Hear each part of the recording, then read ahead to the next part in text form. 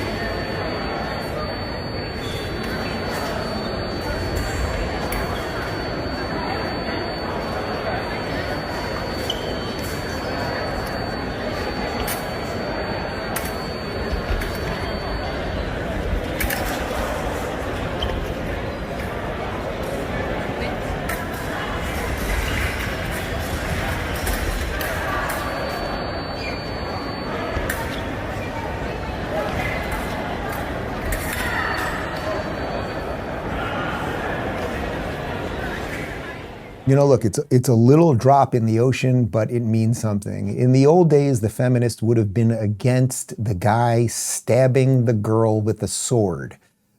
Unfortunately, that's not exactly where they're at the moment. So I don't know what we can do for that girl. Let's find out her name and see what we can do for her, because it's like, that's the right thing. This girl, she loves fencing. That's great. Girls should be in sports, and they should have their own divisions in sports so they can compete against people who are biologically similar to them, and the best will rise to the top. Why is it that every time a boy who magically becomes a girl suddenly is the best swimmer? We know Connor's theory, it's that the penis is the propeller and that adds a little extra speed, but you get the point. You get the point. No one should be participating in this lie anymore.